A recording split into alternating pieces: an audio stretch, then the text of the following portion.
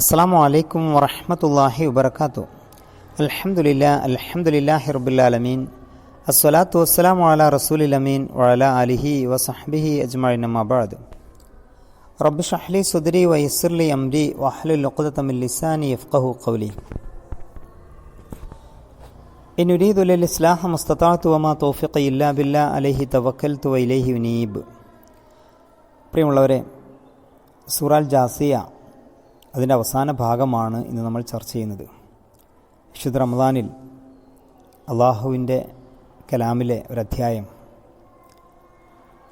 പൂർണ്ണമായും പഠിക്കാൻ സാധിക്കുകയാണ്. അൽഹംദുലില്ലാഹ്.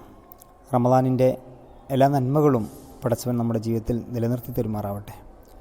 റയ്യാൻ എന്ന കവാടത്തിലൂടെ സ്വർഗത്തിൽ പ്രവേശിക്കാൻ അള്ളാഹു നമുക്കെല്ലാവർക്കും തൗഫീഖ് നൽകുമാറാവട്ടെ. ആമീൻ. അവസാന ഭാഗത്ത് പരലോകത്തെക്കുറിച്ചാണല്ലോ നമ്മൾ ചർച്ച ചെയ്യുന്നത്. പരലോകത്തെ പൂർണ്ണമായിട്ടും നിഷേധിക്കുന്ന ആളുകൾ, നമുക്ക് ഈ ദുനിയാവല്ലാതെ മറ്റൊരു ജീവിതമില്ല, അതുകൊണ്ട് പരമാവധി ഇവിടെ ആസ്വദിക്കണം എന്ന ഒരു കൺസെപ്റ്റ് വെച്ച് പുലർത്തിയ ആളുകൾ, അവരോടുള്ള ഖുർആനിൻ്റെ പ്രതികരണം നമ്മൾ മനസ്സിലാക്കി. പിന്നീട് പരലോകത്തിൽ സംശയിക്കുന്ന ആളുകൾ, അത് കേവലം ഊഹങ്ങൾ മാത്രമാണ്, ഞങ്ങൾക്ക് വലിയ ഉറപ്പൊന്നുമില്ല, ഇങ്ങനെ സന്ദേഹത്തിലകപ്പെട്ട ആളുകളുണ്ട്. ഇവരോടെല്ലാം അള്ളാഹു പറയുന്നത് കഠിനമായ ശിക്ഷയെക്കുറിച്ചുള്ള താക്കീതാണ്. അവർ ചെയ്തുകൊണ്ടിരുന്ന പ്രവർത്തനങ്ങൾ സൂക്ഷ്മമായി പകർത്തി എഴുതുന്നു, അതവരുടെ മുമ്പിൽ വായിക്കാൻ നൽകപ്പെടും, പ്രദർശിപ്പിക്കപ്പെടും എന്നാണല്ലോ നമ്മൾ കഴിഞ്ഞ ക്ലാസ്സിൽ പഠിച്ചത്. വിശ്വസിക്കുകയും സൽക്കർമ്മങ്ങൾ പ്രവർത്തിക്കുകയും ചെയ്ത ആളുകൾ, അവർക്കാവുന്നു ഫൗസുൽ മുബീൻ, മഹത്തായ വിജയം അഥവാ സ്വർഗം അവർക്കുള്ളതാണ്. തുടർന്ന് അള്ളാഹുവിൻ്റെ സൂക്തങ്ങൾ കേൾപ്പിക്കപ്പെട്ടാൽ അഹങ്കരിക്കുകയും പാപികളായി തീരുകയും ചെയ്ത ആളുകളെക്കുറിച്ചാണ് പറയുന്നത്.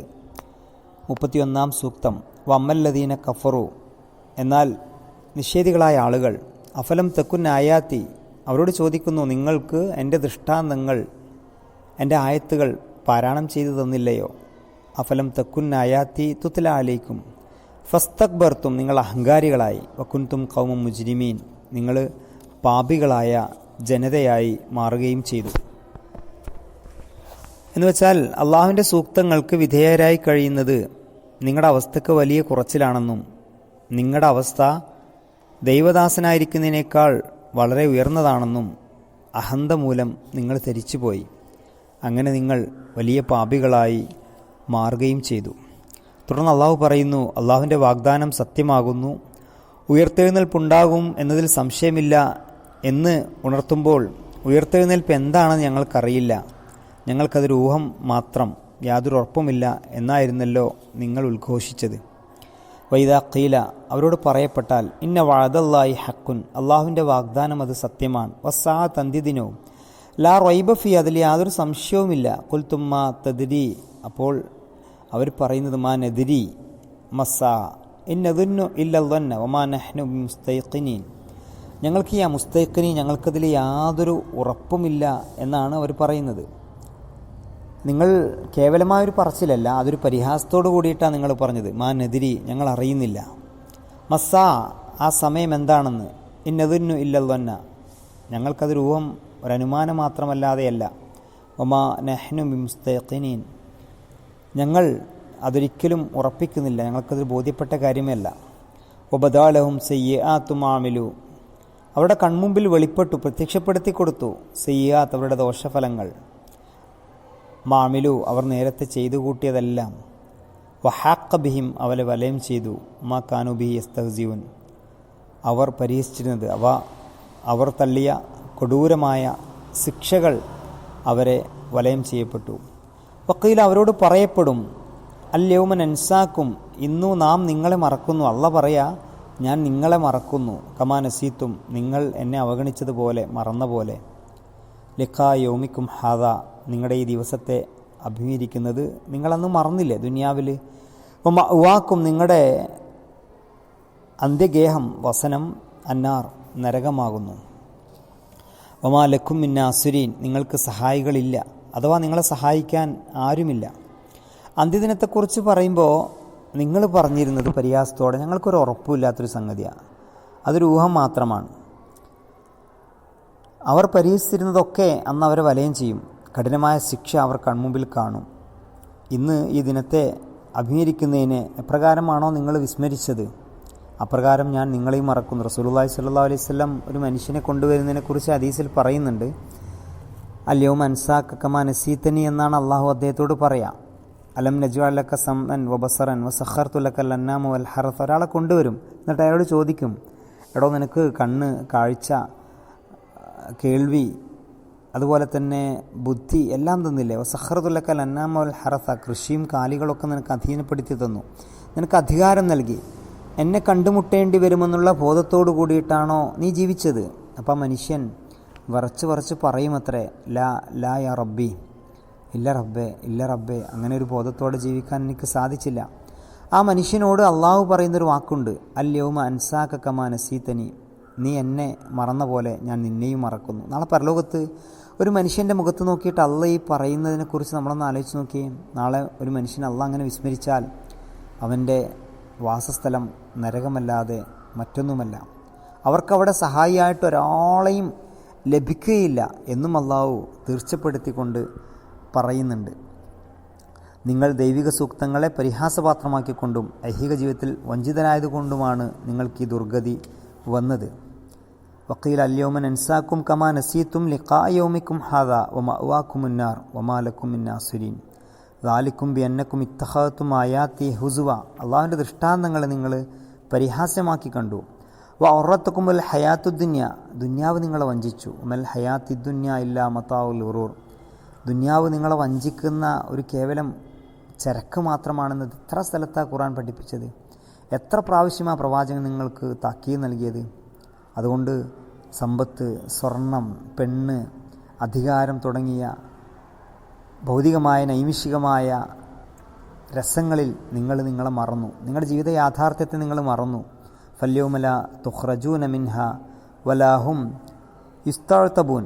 ഒരു പരിഹാസത്തോടു കൂടിയിട്ട് അള്ള ഈ പറയുന്നത്, ഇന്നീ കൂട്ടർ നരകത്തിൽ നിന്ന് മോചിപ്പിക്കപ്പെടുകയില്ല. മാപ്പ് തേടിക്കൊണ്ട് നിങ്ങളുടെ റബ്ബിനെ പ്രീതിപ്പെടുത്തുവിനെന്ന് ഇവരോട് പറയപ്പെടുകയുമില്ല. ഒരു യജമാനൻ തൻ്റെ ചില സേവകരെ കുറ്റപ്പെടുത്തിയ ശേഷം മറ്റുള്ളവരോട് ഇപ്രകാരം പറയുന്ന പോലെയാണ് അന്തിമമായ ഈ വാക്യം. ശരി, ആ കൊള്ളരുതാത്തവർക്ക് ഈ ശിക്ഷകളുണ്ട് എന്ന്.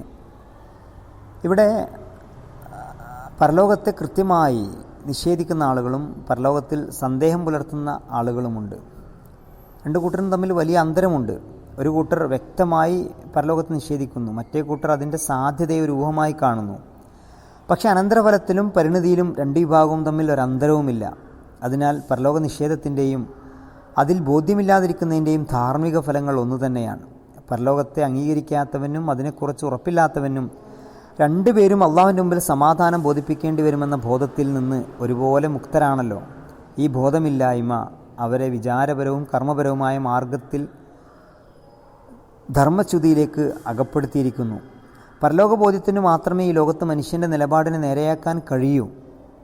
പരലോകബോധം മാത്രമേ ഈ ലോകത്ത് പരിപൂർണമായി മനുഷ്യൻ്റെ നിലപാടിനെ ശരിയിലേക്ക് കൊണ്ടുവരാൻ കഴിയൂ.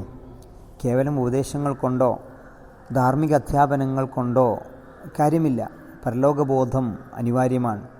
അതില്ലെങ്കിൽ സന്ദേഹവും നിഷേധവും രണ്ടും ഒരേവിധം അവനെ നിരുത്തരവാദിത്ത സ്വഭാവത്തിലേക്ക് തള്ളിവിടുന്നു. ഈ നിരുത്തരവാദിത്ത സ്വഭാവമാണ് ദുർഭഗമായ പാരത്രിക പരിണിതിയുടെ യഥാർത്ഥ കാരണം. അതുകൊണ്ട് നിഷേധിക്കാത്തവനും നരകത്തിൽ നിന്ന് രക്ഷപ്പെടാനാവില്ല, ഉറപ്പില്ലാത്തവനും രക്ഷപ്പെടാനാവില്ല. ഇവിടെ പറയുന്നത് പരലോക ജീവിതത്തെക്കുറിച്ച അടിസ്ഥാന കാഴ്ചപ്പാടുകൾ മനുഷ്യൻ്റെ ജീവിതത്തിൽ രൂഢമൂലമാവണം എന്നതിൻ്റെ കൃത്യമായ ചില അധ്യാപനങ്ങളാണ്. പ്രിയമുള്ളവരെ, നാളെ മനുഷ്യൻ്റെ കർമ്മങ്ങൾ അള്ളാഹിൻ്റെ മുമ്പിൽ പ്രദർശിപ്പിക്കപ്പെടും.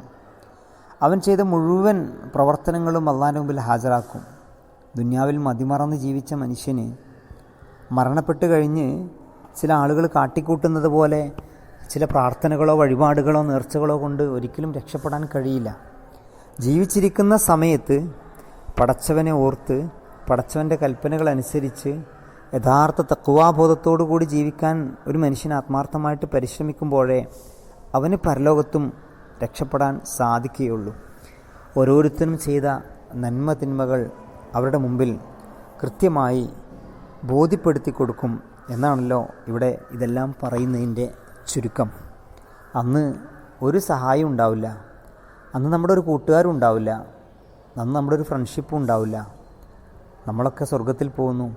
ഇനി ഇവനെയും കൈപ്പിടിച്ച് ഒരു ടിക്കറ്റ് കൊടുത്ത് സ്വർഗത്തിലേക്ക് കൊണ്ടുപോകാം എന്നൊന്നും ആരും വിചാരിക്കേണ്ട. ഓരോരുത്തരും ചെയ്ത കർമ്മങ്ങൾക്കനുസരിച്ചാണ് പ്രതിഫലം. റസൂലുള്ളാഹി സ്വല്ലല്ലാഹു അലൈഹി വസല്ലം തൻ്റെ പ്രിയ മോള് ഫാത്തിമ റളിയല്ലാഹു അൻഹയോട് പറയുന്നുണ്ടല്ലോ, മോളെ ഇപ്പോൾ ചോദിച്ചോ, നാളെ അവിടെ വെച്ചിട്ട് മോളെ സ്വർഗത്തിലേക്ക് കൂട്ടിക്കൊണ്ടുപോകാനൊന്നും വാപ്പാക്ക് കഴിയില്ല എന്ന ആശയമാണല്ലോ പ്രവാചകൻ പഠിപ്പിക്കുന്നത്. പ്രിയമുള്ളവരെ, പരലോകബോധം നമ്മുടെ ജീവിതത്തിൽ അത്രമേൽ അടിയുറച്ച് നിൽക്കേണ്ടതുണ്ട്. നമ്മൾ ചെയ്ത എല്ലാ കർമ്മങ്ങളും നാളെ പടച്ചവൻ്റെ മുമ്പിൽ പ്രദർശിപ്പിക്കപ്പെടും എന്നൊരു ബോധം ഈ അധ്യായം പഠിക്കുമ്പോൾ നമുക്ക് നമ്മുടെ മനസ്സിൽ രൂഢമൂലമാവണം. അവസാനത്തെ 2 സൂക്തങ്ങൾ കൂടി ശ്രദ്ധിക്കാം. ഫലില്ലാഹിൽ ഹംദു റബ്ബിസ് സമാവാതി വ റബ്ബിൽ അർളി റബ്ബിൽ ആലമീൻ. അള്ളാഹുവിൻ്റെ ചില വിശേഷണങ്ങളാണ് ഇവിടെ സൂചിപ്പിക്കുന്നത്. ഫലില്ലാഹിൽ ഹംദു, ആകയാൽ സർവസ്തുതിയും അള്ളാഹുവിന് മാത്രമാണ്. റബ്ബിസ് സമാവാതി വ റബ്ബിൽ അർള്, ആകാശങ്ങളുടെയും ഭൂമിയുടെയും റബ്ബായ റബ്ബിൽ ആലമീൻ, സർവ്വലോകരുടെയും പരിപാലകനായ അള്ളാഹുവിനാണ് സർവസ്തുതിയും.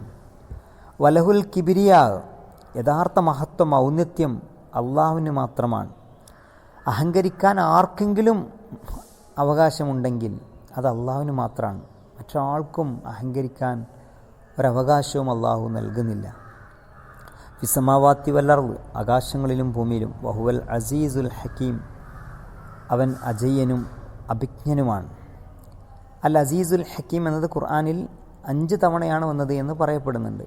ഈ അധ്യായത്തിൻ്റെ തുടക്കം ഹാമിങ് കഴിഞ്ഞ് പിന്നീട് പറയുന്നത് അൽ അസീസുൽ ഹക്കീം എന്നാണ്. അള്ളാഹുവിൻ്റെ 2 വിശേഷണങ്ങൾ, പ്രതാപവാനും യുക്തിജ്ഞനുമാണ് അള്ളാഹു.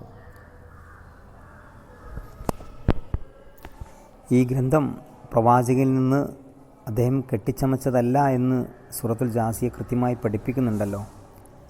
2-ാം സൂക്തത്തിൽ തൻസീലുൽ കിതാബി മിൻ അല്ലാഹിൽ അസീസിൽ ഹക്കീം, ഇത് പ്രതാപവാനായ യുക്തിജ്ഞനായ അള്ളാഹുവിൽ നിന്ന് അവതീർണമായതാണ്. അള്ളാഹുവിൻ്റെ ധാരാളം വിശേഷണങ്ങൾ അവസാന ഭാഗത്ത് സൂചിപ്പിക്കുന്നുണ്ട്. വാനലോകത്തിൻ്റെ ഭൂമിയുടെ ഉടമ, സർവ്വലോകത്തിൻ്റെയും വിധിദാതാവ്, ആകാശലോകത്തും ഭൂലോകത്തും മഹത്വം അള്ളാഹുവിന് മാത്രമാണ്. അവൻ അജയ്യനും യുക്തിമാനുമാണ്. പ്രിയമുള്ളവരെ, ഒരധ്യായം പഠിക്കുമ്പോൾ വിശുദ്ധ ഖുർആനെക്കുറിച്ച് ധാരാളമായി ചിന്തിക്കാനും ഒത്തിരി കാര്യങ്ങൾ മനസ്സിലാക്കാനും നമുക്ക് കഴിയുമെന്നത് ഒരു ചെറിയ അധ്യായം സൂറ അൽ ജാസിയ പഠിക്കുമ്പോൾ നമുക്ക് ബോധ്യപ്പെട്ട കാര്യമാണ്. വിശുദ്ധ ഖുർആൻ്റെ പഠനം ജീവിതത്തിൻ്റെ ഭാഗമായി മാറ്റുക. റമദാന് ശേഷവും ഖുർആൻ പാരായണവും പഠനവും മനനവും എല്ലാം ജീവിതത്തിലൊരു ശീലമാക്കി മാറ്റുക.